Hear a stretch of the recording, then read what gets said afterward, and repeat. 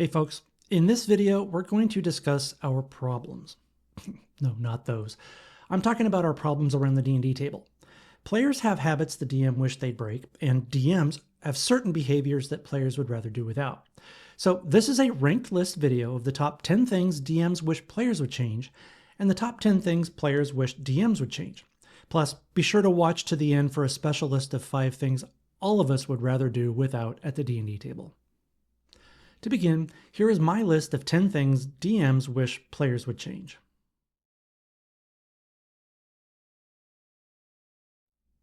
Number 10, be transparent about homebrew rules. Players love creativity in their DMs, but don't let house rules be a surprise mid-combat. Set expectations early so no one feels blindsided, and remember, creativity is good, but random and arbitrary is not. Number 9, give everyone a spotlight. Most players want at least one moment to shine. Pay attention when you see a player fading into the background or never getting a chance for their character to really do their thing. This is especially important if a character gets a cool magic item or weapon. Give them an opportunity to use it. Number 8, say yes and more often. When players come up with wild or clever solutions, reward that creativity, especially if you can. The answer doesn't always have to be, there are no squeegees in D&D. See one of my previous videos to learn what I mean. I'll put the link in the description. Build around backstories. Players spend time crafting their characters' histories. Even small nods to those details go a long way if that's what the player is into. Again, know your players. And players, remember, it's not a requirement that the DM do this, so don't get butthurt if they don't author an entire 6-month-long campaign around the poem your tiefling sorcerer wrote when they were 6. Number 6, use session zeros. In your session 0, talk about tone, table rules, themes, and preferences before the campaign starts.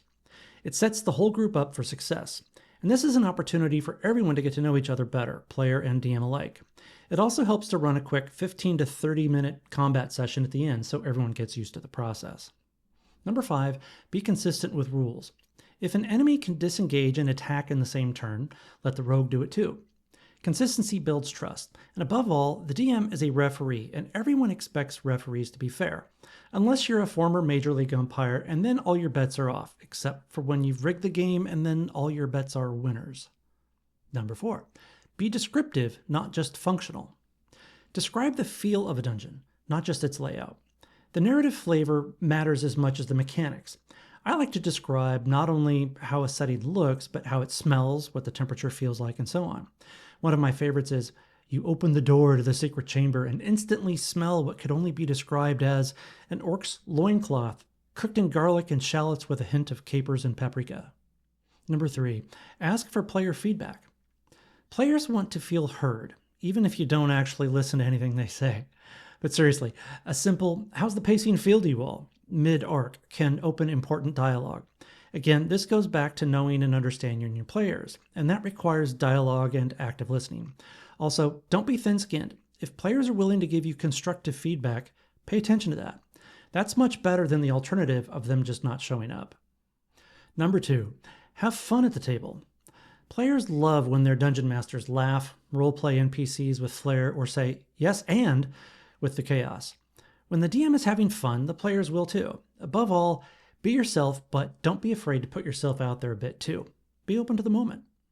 And the number 1 thing players wish DMs would change, allow player agency. Let players make their impact on the world on their terms.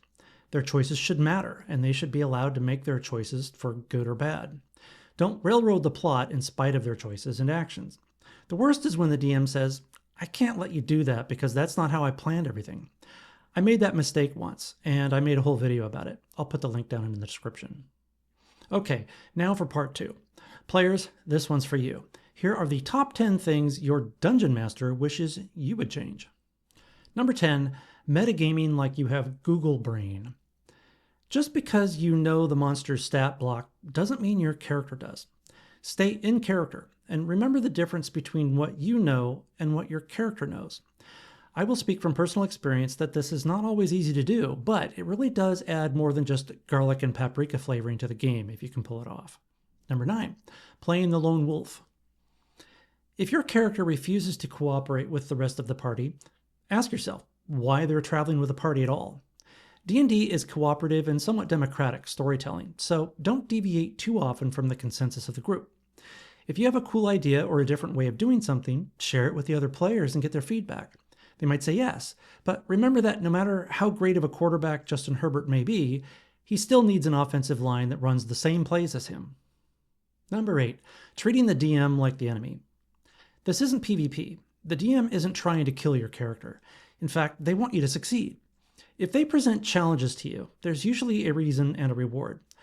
Don't take it personally and don't get antagonistic with the referee unless your DM is Dave, in which case he probably really is out to get you. Number 7, fighting over loot. Please, we beg you, don't spend 20 minutes arguing over who gets the +1 longsword. Work it out like adventurers, not greedy little toddlers fighting over a cookie. Otherwise, you'll get sent to bed without any supper. Number 6, acting like rules Nazi. There are a lot of rules in D&D, and DMs have a ton of things to think about and remember during gameplay. If they forget a rule or get one wrong, you can bring it up, but don't grind the game to a complete halt over it, especially once the DM has made a ruling on it. There are already too many Nazis in the world as it is. Number 5, always choosing combat. If you attack the guard instead of talking to him just because it's faster, I promise the game gets flatter. Being assigned the title of murder hobo is not a compliment. I've run games with players like this, and trust me, it gets old real quick for everyone at the table, not just the dungeon master. Number 4, derailing serious scenes. Know when to laugh and when to let a scene breathe. Don't go off on an unrelated tangent in the middle of intense play, especially about real-life stuff. Read the room.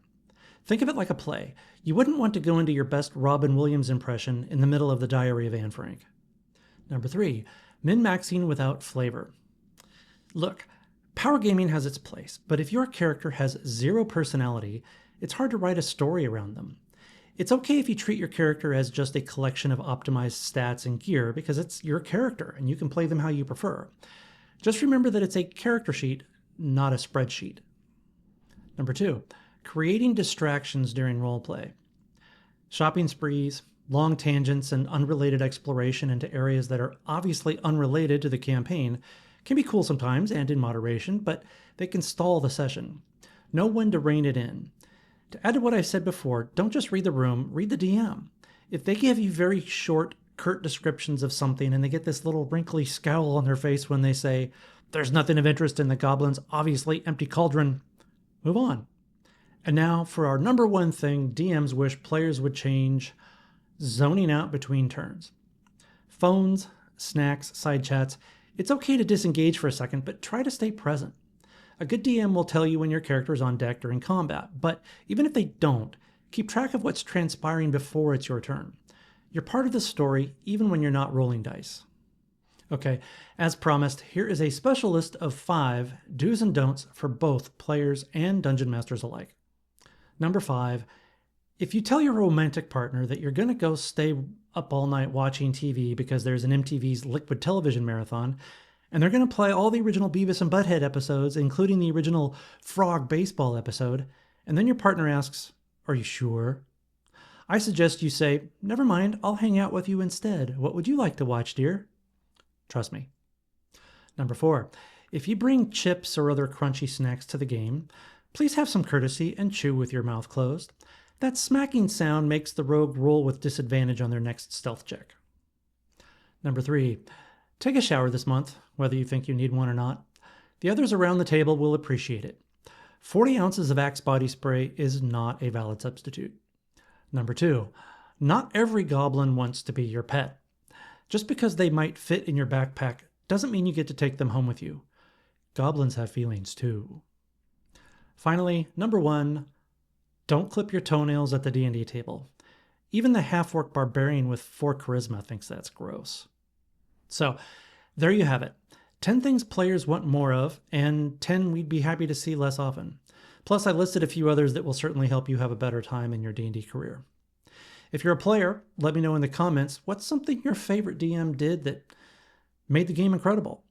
And DMs, don't fret. We're in this together. Like, subscribe, and check out my other videos with some hard-earned advice from one DM to the other. As always, have fun, stay cool, and keep your dice rolling.